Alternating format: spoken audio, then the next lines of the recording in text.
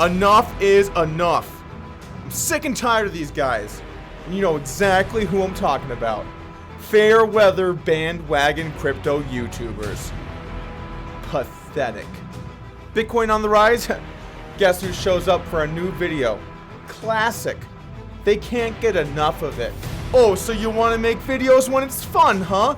That's not what you signed up for. You signed up to make free videos no matter what the market conditions are like. What about when Bitcoin was under 6,000?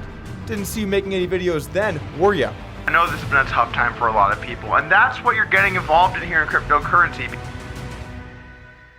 These guys are all the same. Hop in for a quick buck and then skedaddle before the whole thing falls apart. Reminds me of BitConnect all over again. But the next wave. Because these guys have no shame. None. Zero. Zilch.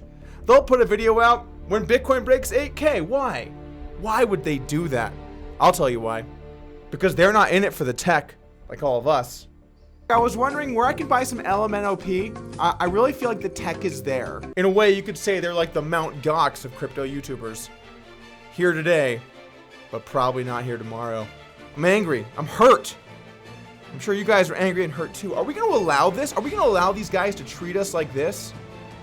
To make their videos as they feel like it? Because we have to protect the people. We need YouTubers that'll make videos no matter what's going on, even if it's nothing. Because I don't care if the market's up or down. Your bag should be getting pumped no matter what. That's a real crypto YouTuber. The guys who are in the streets day in and day out, they're not in it for a quick buck when the market's hot. No, they're in it for a quick buck all the time. Enough is enough. Which is why in today's video, I'm going to go ahead and say it. I don't think this is a big deal. All right. So before the top comment on this video is, I knew it, Trevon James was right all along. I want to give you guys a little insight into what I'm thinking, as well as kind of what the content's going to look like on this channel in general. The number one most important aspect to if I want to make a video or not on this channel is, do I have a good idea? If I have a good idea, then I'm happy to post a video or make a video whenever, right? Because as long as it's funny and it's good, that's the kind of content that I want to put out on the channel. But it's tough because with cryptocurrency, unlike in other fields, people can be very, very critical of you if you make a mistake about their favorite coin, or if you somehow take news and accidentally mess up some part of it. And because the field is so technologically advanced and there are so many facets to it, it can be difficult sometimes to make content. And that's a barrier that I'm all right with. I've understood that. But that's why I tend to come at things from a news and comedy angle rather than like break down the tech, because what am I going to be able to say, guys? You want me to just like say some mumbo jumbo about the technology I have no idea? No, I'm not going to do that. I'm only going to talk about things that I actually know. So whenever there are periods of bull markets, we see more and more crazy scams pop up, and those are going to be the best stories that I can really talk about or joke about. So there's definitely a direct correlation for me on a content front between the amount of funny stuff going on and me being able to make videos with how the market is going overall. The best example of this, of course, is BitConnect. You know, we saw this insane uprise in the price of Bitcoin, and I do feel like that played a large role into how big BitConnect grew. I don't think something like that could have happened in a bear market. Then we also think about people talking about how many coins are going to moon, top 3 coins to moon. We obviously made fun of that kind of stuff. Then we see other YouTubers jumping in to give advice about things that they know nothing about. All of this type of stuff, you know, Ty Lopez trying to sell Bitcoin course, all of these things are related to a bull market. And so when I look at it as a comedian, as someone who's trying to bring you good stories and joke around, you know, I need these kinds of things to be happening, and those things happen more in bull markets. It's not to say they're not happening in bear markets. We still see plenty of people trying to scam other people or, basically make these like scammy platforms. But the thing is, the overall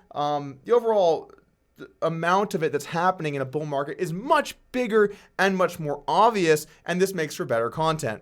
Another reason why I tend to make more videos when things are on the up and up is actually a similar reason to something that happens in poker. Every summer there's the World Series of Poker. We just finished it, and during that period of time there are tons of people searching, Googling, looking on YouTube for poker related content.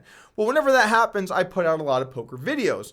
Why? Because when I make one of those videos, way more people will see it than on average. And as someone that's fairly busy between managing a couple of online businesses and then of course making YouTube content across a few channels, it's important for me that when I do make a video that more people will see it. I don't know if that's something that people get upset by. I know a lot of people seem to think that you should be in it for the true love of whatever. And don't get me wrong, I love poker, I love cryptocurrency. These are fields that I'm interested in, which is why I've made these channels to begin with.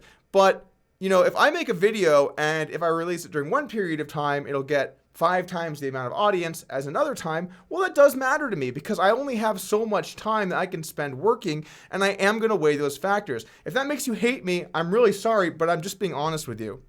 You guys heard that, right? Doug makes videos and people are going to watch them. I knew he was a sellout. If cryptocurrency viewership was similar during downturns, I'd probably make videos at roughly the same pace, but it's not. People don't like watching stuff when they're losing money. That's fair. I understand how it is. As someone who has lost a lot of money in cryptocurrency over the course of this year, I understand that when you're getting just buried, you're not like, let's see how much we lost today. But at the same time, as a content creator, it does have an impact on me wanting to produce videos. Another rumor I want to dispel is that it's all about that YouTube ad revenue money. Well, I hate to break it to a lot of you guys, but no one on the YouTube platform in cryptocurrency is making much money. Yes, during January and December, there were a lot of people who were buying ad spots and there was a lot of demand. So some people probably did pretty well during those periods of time. By the way, I did not because I didn't even have ads enabled yet.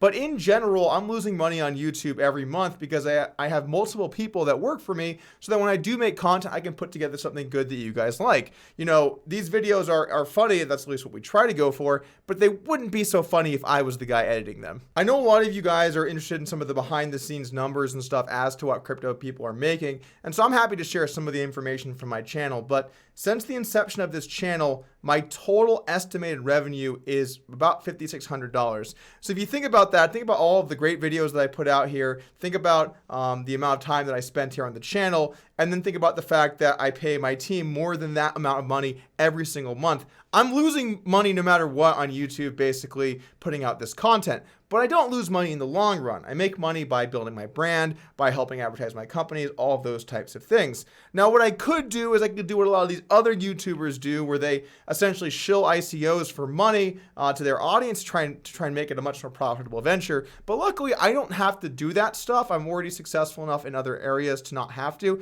And even if I wasn't, I just don't think that I would do that. It's easy to say when you've made money elsewhere that you wouldn't do those types of things. But in general, it's much more important for me to maintain credibility with you guys than it is to try and make money from these guys selling ICOs. Look, I get countless emails every single day from people wanting me to advertise their ICO. I don't even answer almost all of them because I'm not interested in doing that kind of thing. That's not what we do here on the channel. Anyway, in summary, the reason I make videos are because they're on topics that I find funny, I want to grow my brand, and I want to be able to advertise businesses that I'm creating. And so if you have an issue with the fact that I'm going to make more videos when there are upturns, then I'm sorry, because that's something that's going to be part of my strategy. No, it doesn't mean I'm not going to make videos at all during downturns. I did make some during this recent bear market, but I will focus more on cryptocurrency content when there are stories that deserve it and the market is trending upwards. I can live with that. Anyway, with the World Series of Poker over, we are going to get back to making some videos. So if you like the funny edited style of videos, well, I'm going to have those right here on this channel as always. And I'm also kicking that podcast off again. If some of you guys didn't see that before, we had some great guests on before. Crypto Bobby actually joined us for a podcast a couple of days ago, and we're going to have a bunch of new guests coming on as well. We're going to get back to a weekly schedule over there. And if you're interested in checking out those live podcasts, the link is in the description below. All right, see you guys.